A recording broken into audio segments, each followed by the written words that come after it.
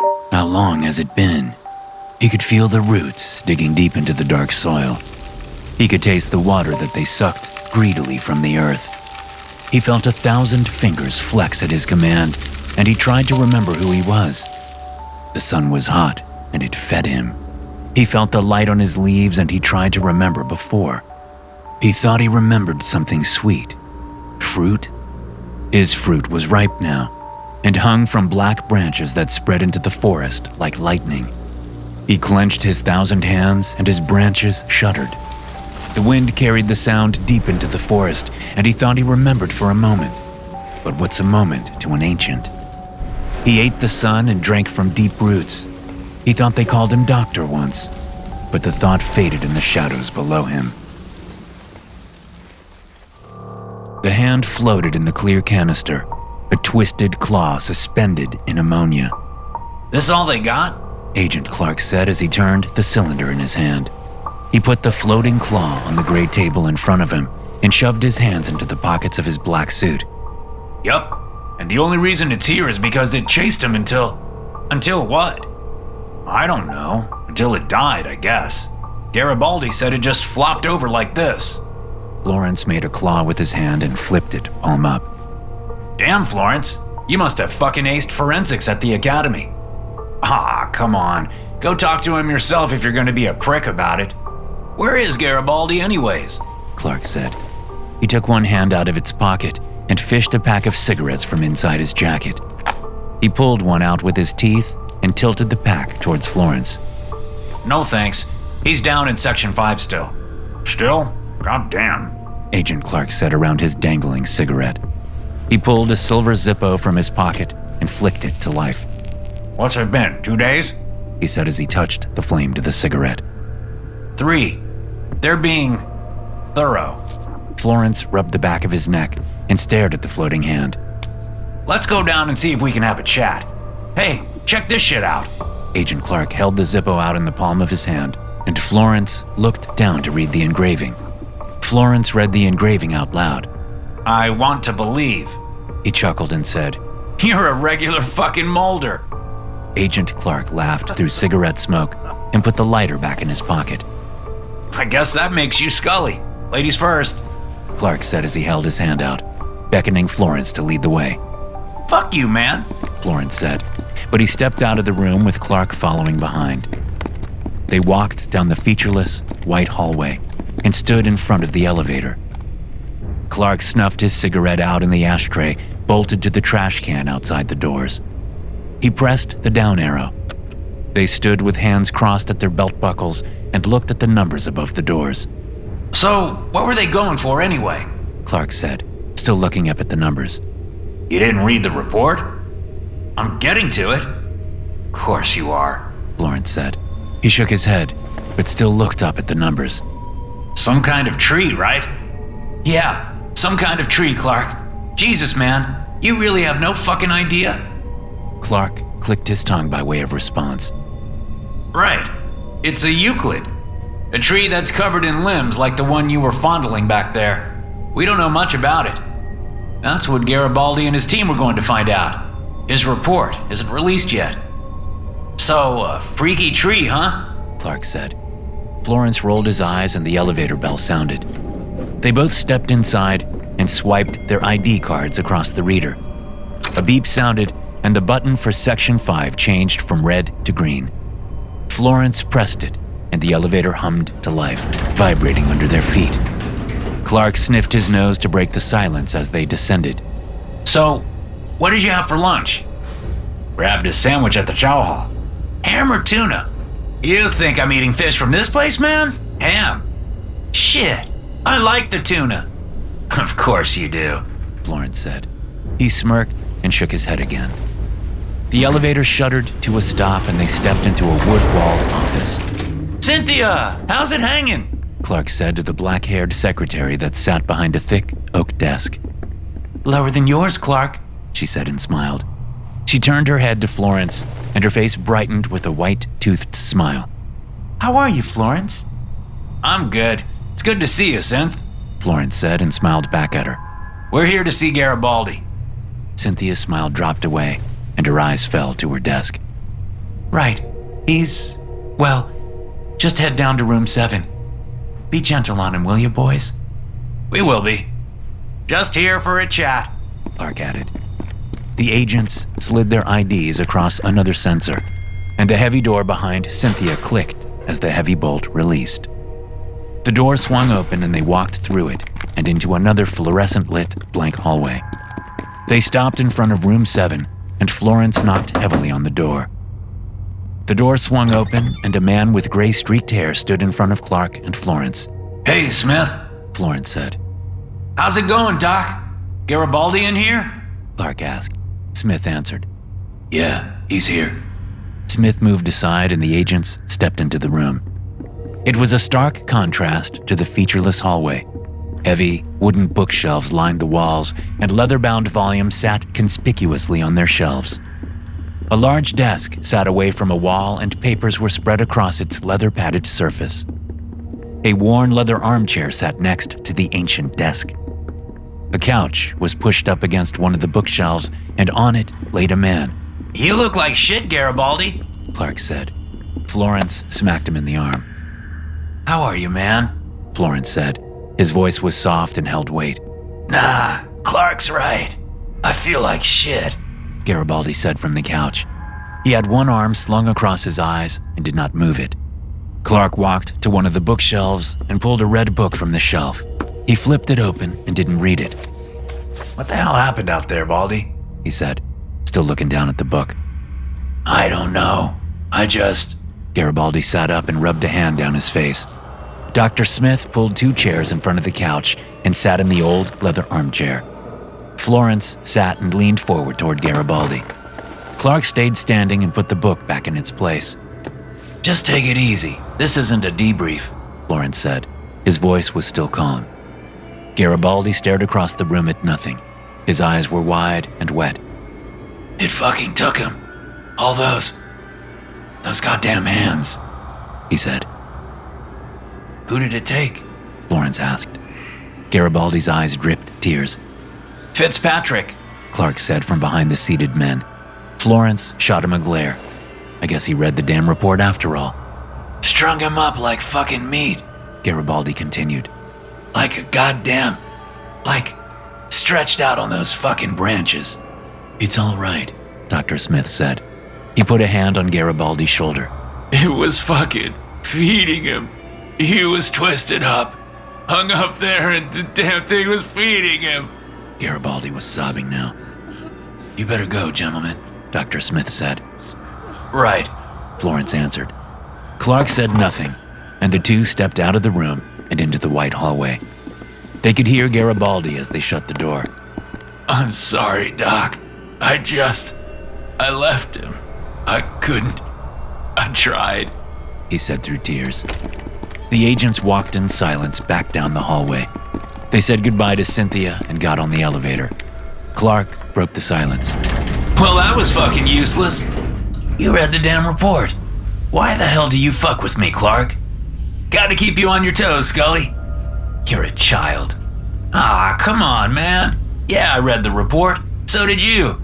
So why'd you ask him that? I was trying to get him to open up. You know, decent human interaction 101.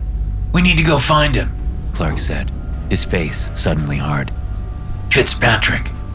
Yes, I know. The elevator stopped and they stepped into the armory. The official report came the next day, and the agents studied it closely.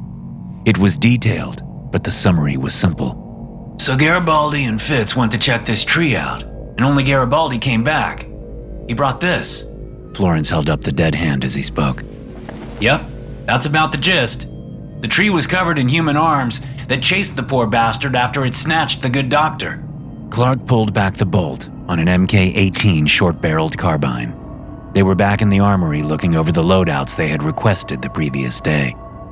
Clark looked into the chamber of the rifle before he let the bolt slam home. So we go in, just the 2 of us, and see if we can find Doc?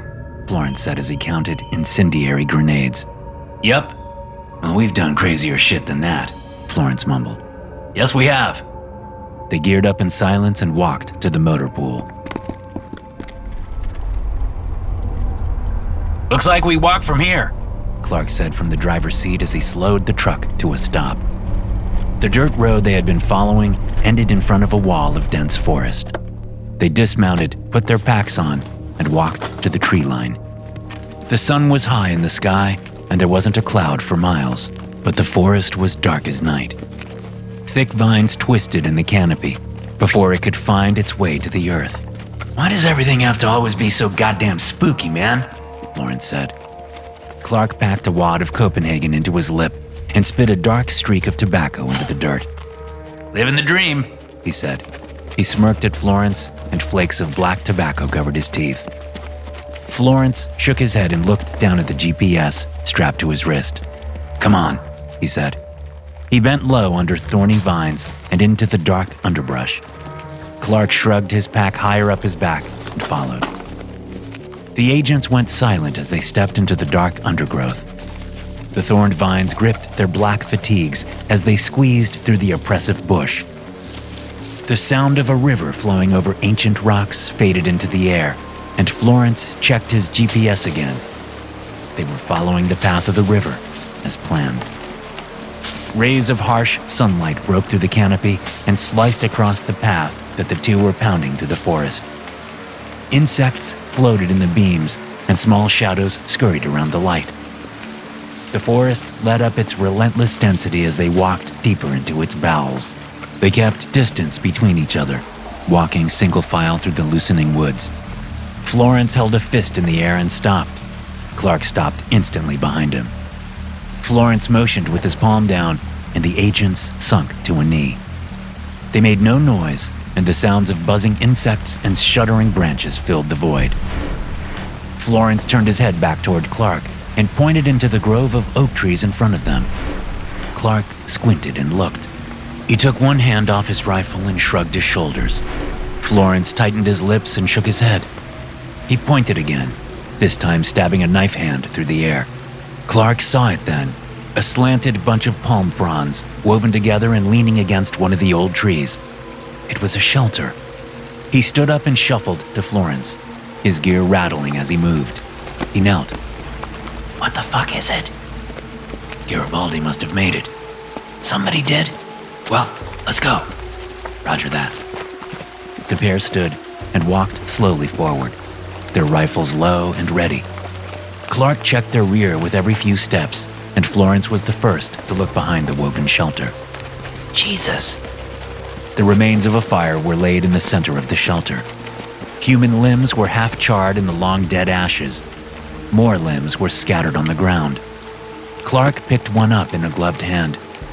Are those bite marks? Florence finished. Well, that sure as fuck wasn't in the damn report, Clark said. Florence was squinting next to the tree's trunk. Yeah, no shit. Check this out, he said. Clark squatted next to him. Florence brushed his hand across a section of peeled bark and revealed letters scratched into the bare trunk. He read them out loud. Drip, drip, drip. He's still talking to me. The fruit. It drip, drip, drips. Not exactly Hemingway, Clark said. Florence ignored him and brushed the leaves at his feet. He reached into the dirt and pinched a small, orange orb between his fingers. He lifted it to Clark. Drip, drip, drip, he said. Fuck, man. Get that shit away from me, Clark said as he stood up. Florence dropped the old fruit. So, what now? Clark asked. Florence stood up and knocked dirt from his legs with his hands. Take some pictures and keep pushing. Doesn't change much, really. Yeah, except that Baldi is way more fucked up than we thought. Florence shrugged and pulled his pack from his back. He dropped it between his legs. He pulled a black camera from a front pocket and began taking pictures of the scene. Clark fished the wad of tobacco from his lip with his tongue, spit into the dirt, and packed another pinch in its place. He poked at one of the half-eaten hands with his boot. Why'd you think he ate him? How the hell would I know, bro? Florence said from behind the camera's viewfinder. I think he was eating the fruit until he couldn't stand whatever the hell it was doing to him. Nothing else to eat after that except these. Clark kicked another hand. Florence looked up from his camera. He hated when Clark had a good idea. Not bad, Mulder. But why'd he stick around at all? Yeah, Clark said as he looked toward the carved words. All right, let's get the fuck out of here, Florence said as he put the camera back in its pocket and slung his pack onto his back. Solid copy. They pushed past the shelter and back into the grove of trees that had opened the forest. Light seeped in now, and they walked steadily toward the objective indicated on their GPSs. They were silent again. They moved like shadows through the forest. Florence pointed to the ground and Clark looked.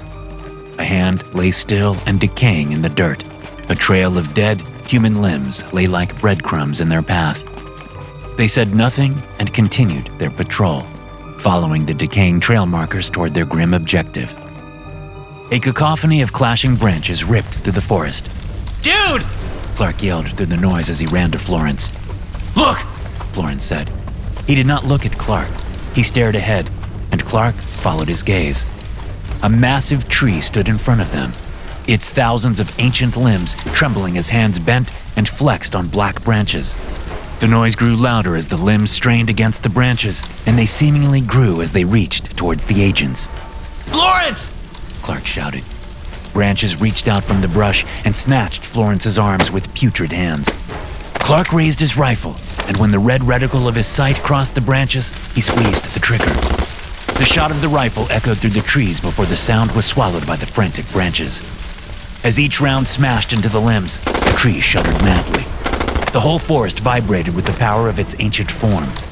The hands grabbed Florence and began to pass him through the branches. They shuffled him through their grips, rolling and passing him closer and closer to the trunk of the massive tree. Florence freed one arm and pulled a knife from a sheath strapped to his chest. He slashed madly at the limbs, but they did not relent. Fuck! Hang on, man! Clark yelled as he ran, trying to keep up as the branches passed Florence overhead. Clark took his hands off his rifle and pulled a strap on its sling, tightening the weapon snug against his body as he ran. He took an incendiary grenade from its pouch and pulled the pin. Close your eyes! He yelled as he hurled the grenade into the mess of limbs. A burst of light lit the forest as the phosphorus ignited. The tree's limbs shuddered more violently than ever, as if the entire forest was writhing in pain. The hands that passed Florence spasmed into grotesque shapes, and their grip loosened. Florence fell heavily to the forest floor.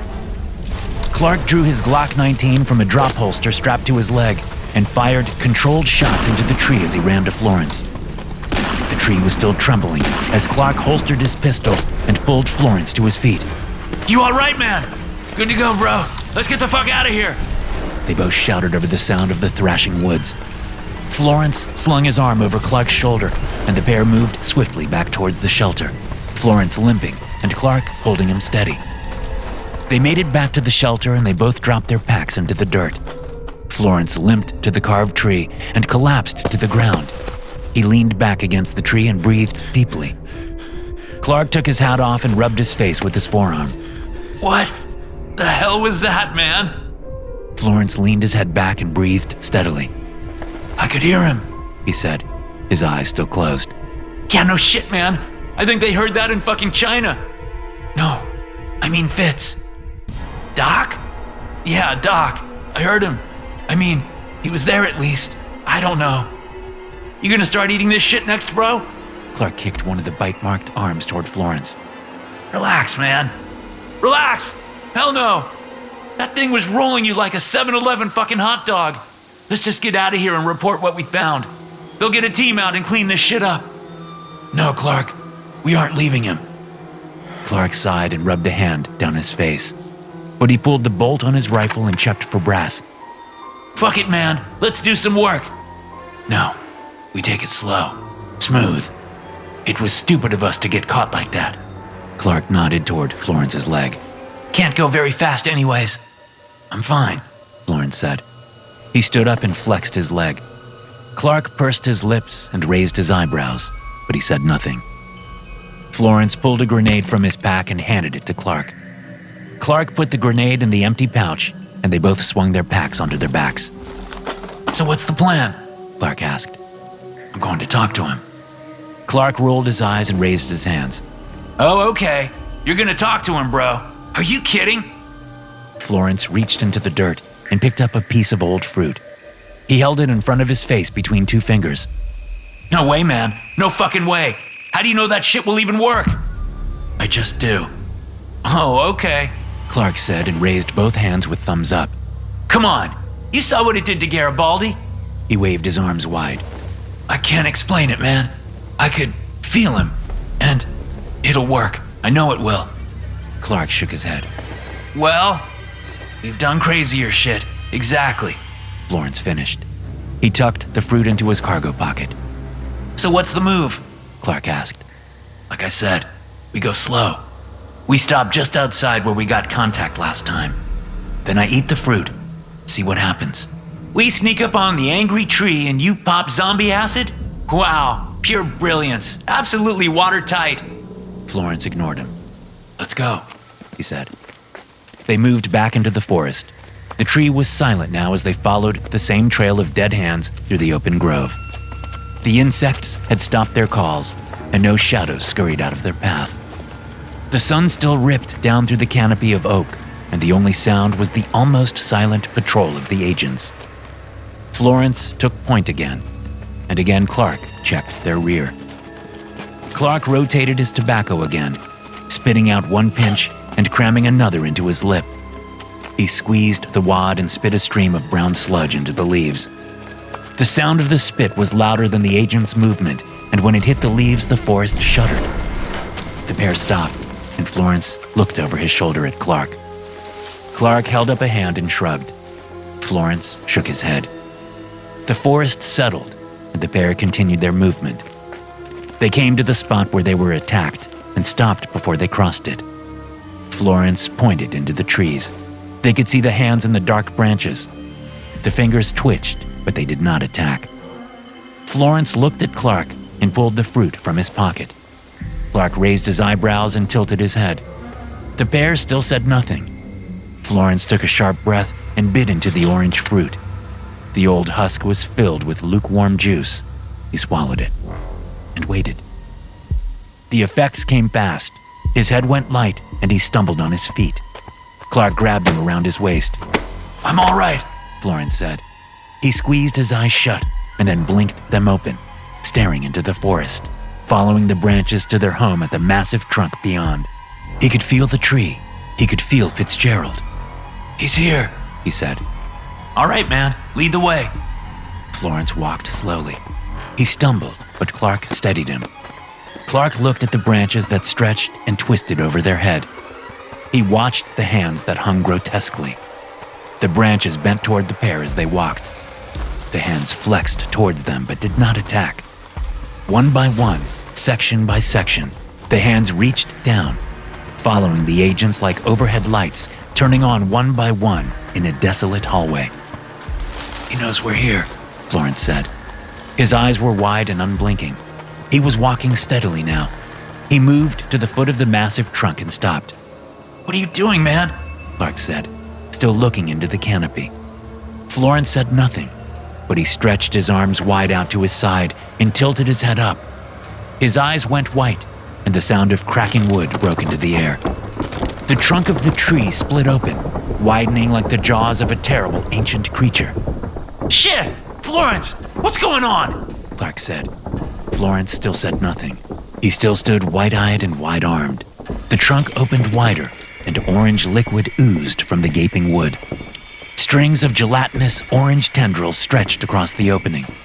And then Clark saw it. A human form was splayed out inside the open tree. Arms and legs had melded with the wood of the tree, and the body was suspended in the center of the terrible doorway by the hideous orange strands.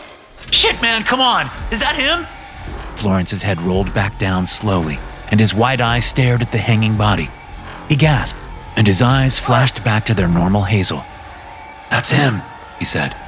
The tree began to tremble, and the hideous, half-wood body shuddered in its chamber. Fuck this, Clark said.